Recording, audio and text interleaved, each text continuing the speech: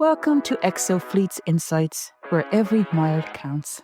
The podcast where fleet data turns into real-world decisions.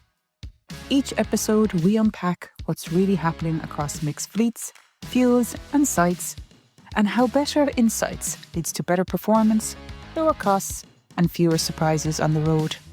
So let's get into it.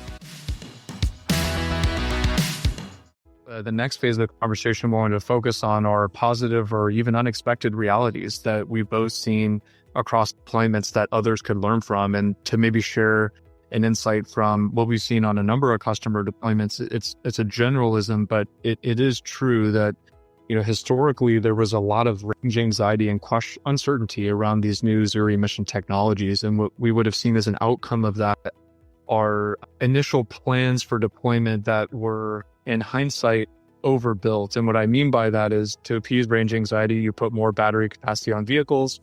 Your batteries need bigger chargers need bigger electrical service. That has a measurable impact on the capital cost, which then impacts the model total cost. But what we find in the initial operation of these vehicles using the real world data is that, the customers may not actually use that increased battery capacity in the service they're running. And so the takeaway is that by using that real data, you can couple that into your next phase of planning to refine your system design and therefore then budget and get to, in theory, a better total cost of ownership. So these are just examples of maybe unexpected realities that have a silver lining. And Steve, I'm curious to pass it back to you, just some of your experience and maybe takeaways for the folks on this vein. Yeah, absolutely. So we have seen, a number of successful deployments out there. There are agencies that are operating battery electric buses or fuel cell buses without a hitch every single day. You mentioned about the overbuilt environment. We were talking with an agency just the other day about their routes after we'd done some modeling and said, you really don't need a bus with the largest battery pack out there. You can actually take it down one string and get down to that lower level and you'd be fine on your routes. Relatively short service and time and distance, and they could be successful. They didn't need the largest battery pack out there. That was unexpected because most agencies are just wanting to have the biggest battery pack they can possibly get on these buses. And that may not be entirely necessary. So again, it comes down to studying the problem, analyzing the routes, analyzing the service, modeling performance, and determining what's going to be the best solution for that vehicle or for that route. Some of the other challenges that we see out there in this market is the unfortunate rise in the cost of buses. At one time, we believe that the cost of battery electric buses especially would come down with higher production capacities and economies of scale.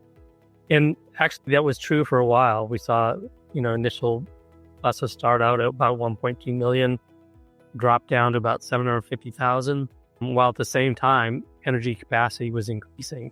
But then with COVID and supply chain issues and now tariffs, we're seeing a dramatic increase in not only battery electric buses, but all technology buses increasing.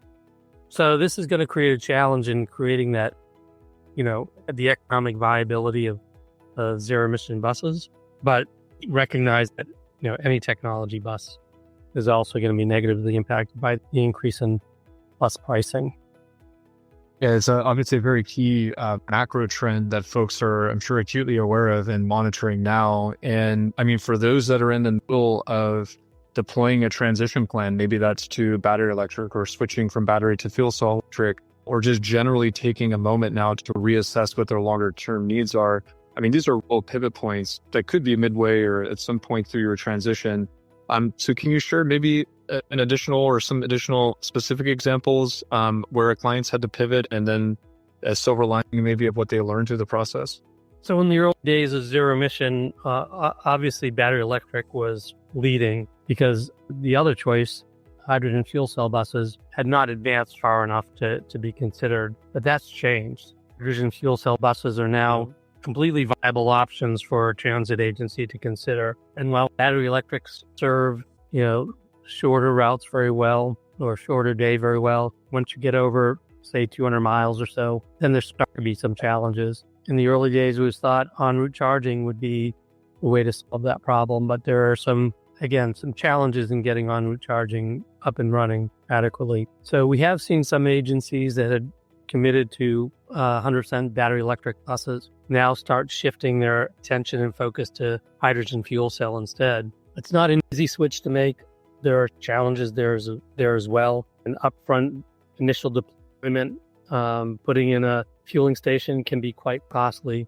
But as you add more hydrogen fuel cell buses, the cost of that infrastructure is amortized through more buses and becomes cheaper than electrical infrastructure over time. The other big challenge with hydrogen fuel cell is, of course, the cost of the fuel itself, which is significantly higher than diesel fuel or electricity or CNG, for that matter. So there have been some pivots that have been taking place in the market. There are still challenges that we need to work through as well on those fronts.